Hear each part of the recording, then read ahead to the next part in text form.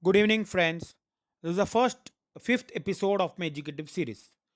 This episode will throw some light on the history behind voting, that is physical voting, then e-voting, that is electronic voting, and the current status of the same. The individual investors, at times referred to as small or minority shareholders, will be able to participate in the decision-making process of the company by way of exercising their views on the resolution, seeking clarification from the management, etc. This could be done by the investors participating in the meetings either physically or through electronic means. Many investors still think that they need to attend the meetings physically. Some others think their voices will not be heard. There are a few more queries that a shareholder could be having, knowing that he can sit at home and vote on any resolutions, attend meetings, seeking answers from the management, etc. The other queries that an uninitiated might be having could be: what is e-voting? Why should I vote? Who can I vote for? When can I vote? Where do I go to cast my vote? How do I vote? Etc. etc. Before you understand more about e-voting, there are a few basic points that you need to know. Like, am I an individual shareholder or am I representing a non-individual? Do I have a demat account or have shares in physical form? Who is the ESP, that is electronic service provider, for this company for whom I'm voting? What are the different types of voting? How do I accept or reject a resolution? Can I vote for a few resolutions today and others later? How do I read about the full description of the resolution?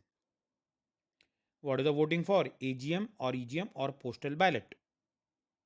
Before we go into the nuances of the process, handling of the queries, etc., we will take a look at the credentials of the speaker, disclaimer, and thereafter follow it up with the subject matter. I am Ramkumar, a veteran in the industry, having put in more than 30 years of service. Can peruse the remaining details at leisure. Here's a disclaimer. You can read the same at leisure. Should you find the video informative and educative, please pass it on to your family and friends. More importantly, other shareholder friends of yours who may also be interested in voting. Please press on the like button and subscribe to this channel to enable you getting notifications as and when a new episode is uploaded.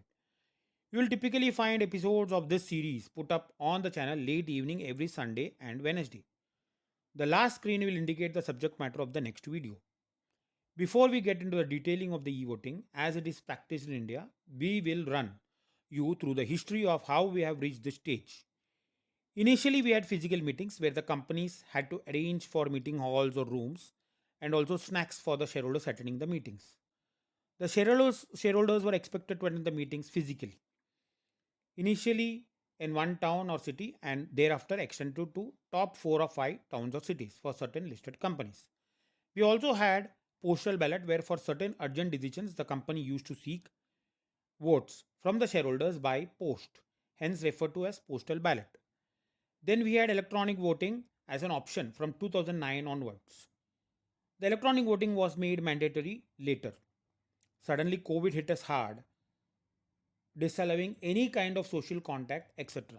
And quickly, the regulator ensured that audio and visual enabled conferencing was made available and was also mandatory for all listed companies, enabling the shareholders to participate in good numbers from home. This ushered in an era where technically every shareholder could participate in the decision making of the company with hardly any extra efforts or cost. But the big question still is, what is e voting? Well, e voting is nothing but allowing the shareholder to vote through an electronic device like a mobile, iPad, desktop, laptop, etc., sitting anytime, sitting anywhere, anytime during the course of the timings declared for the meeting. This is typically called remote voting. Next question that somebody could have is, why should I vote? Many shareholders have this question in their minds, thinking that they are small little shareholders with hardly any or no weight in the company's decision making. This may not be entirely true, since in real terms, a shareholder is part owner of the company, and there is something called minority rights which gets triggered at times. Further, the minority shareholders referred to as such collectively can make a difference, provided we decide to vote and also question the management.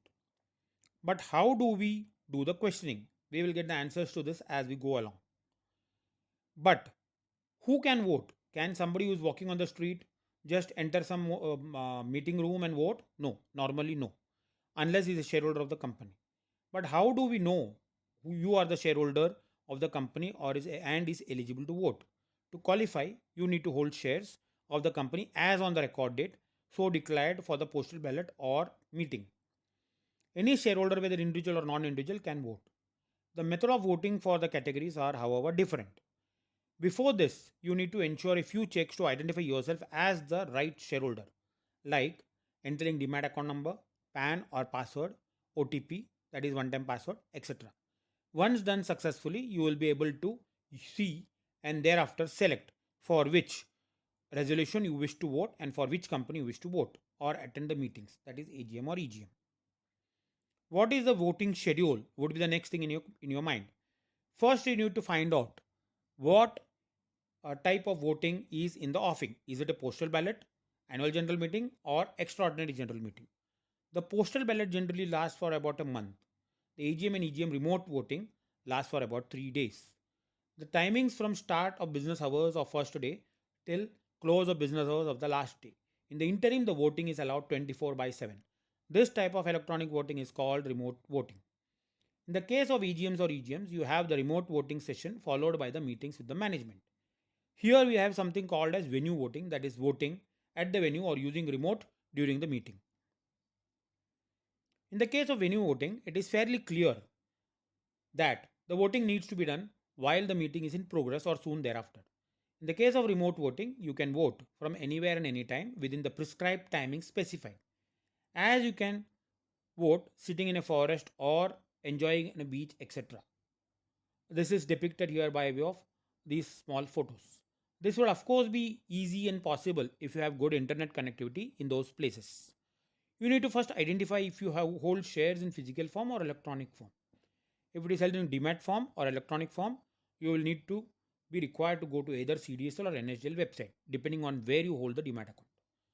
You need to thereafter enter the demat account number, PAN or password and OTP. Then select the company for which you wish to vote or participate in the voting and thereafter in the meeting.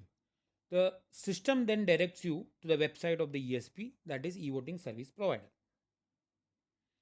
There are currently 6 ESPs. Two of them are the depositories themselves, that is CDSL and NSDL. The remaining 4 ESPs are RTAs like KFinTech, MUFG InTime, BigShare, and Purva. You can proceed thereafter to take necessary action of voting or meeting. If you have a demat account, you will need to mandatorily go through the website of depository. Direct entry into the ESP is not allowed for demat account holder, individual demat account holder. If you hold shares in physical form or are a non-individual, you will need to identify the correct ESP and then proceed. But having known all this, the moot question is, how do I vote? Can vote using an electronic device like a laptop or desktop or iPad or mobile. You will, after going through the process I explained earlier, be able to see a brief description of each resolution that is put up to vote. Can read this and also download from the ESP the complete resolution to get a gist of what the companies wish to pass on as a resolution and then take a call on voting. Can vote for or against, or in some ESPs you can even abstain partially or fully, that is to decide not to vote but block your vote. You will need to vote for all the resolutions. If you feel you wish to skip or not take action on certain resolutions, you are free to do so. But once committed to the system, such decisions cannot be reversed. If it is therefore better to think well before completing the e-voting process. In the case of some companies, say PSU banks, you will be required to vote for one more or more directors from a bigger list of number of directors. You will be required to read the details of each such director and then go ahead and vote.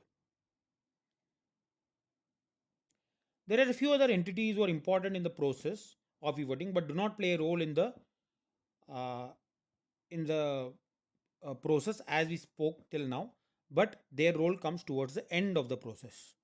The first such person is the speaker. The speaker is typically a shareholder who wishes to raise questions or compliment the management on the excellent work that they have done.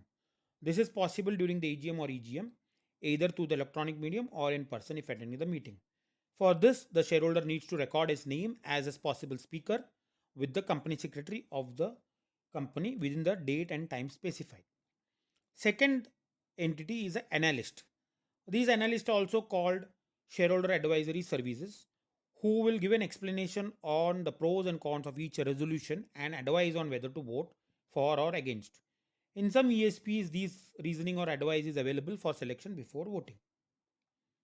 The next entity is a scrutinizer. A scrutinizer is the most important functionary in the entire process, as he is the one who is entrusted with the responsibility of ensuring successful completion of the voting. He, in consultation with the company secretary of the company, decides on closure of the meeting and the venue voting process.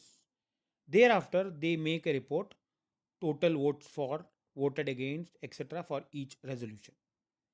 The last and most important part is played by the exchange, where the shares are listed. The report so prepared by the scrutinizer is thereafter submitted to the exchange for display on their websites as results of the voting or the meeting. A bit of trivia would be in order. India is one of the few countries where e-voting is mandatory. Also, it is secretive till the scrutinizer confirms closure of the meeting.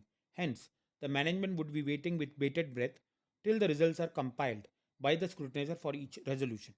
In many countries where the physical voting system is prevalent or is still practiced, the voting is done by self or by a proxy. Of course, due to it being not manual, there is a possibility of invalid votes.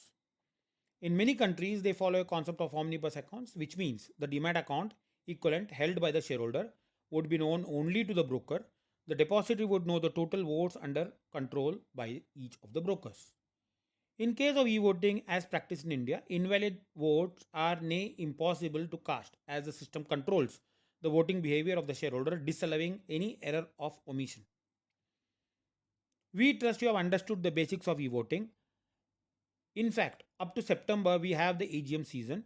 I would request each and every one of you to be motivated to take a few minutes out of your busy schedule and ensure that you, as individuals and a small or minority shareholder, vote on the resolutions, understand the resolutions that are put up by the management. This will ensure that you take a better decision in the running of the company. I wish you a happy e voting season. The next episode would be in the various ways in which a company can raise funds, that is, different type of securities. Please join me in the next episode. Should you have any doubts or queries or suggestions, kindly reach out to me at ramkbharosay at gmail.com. Thanks.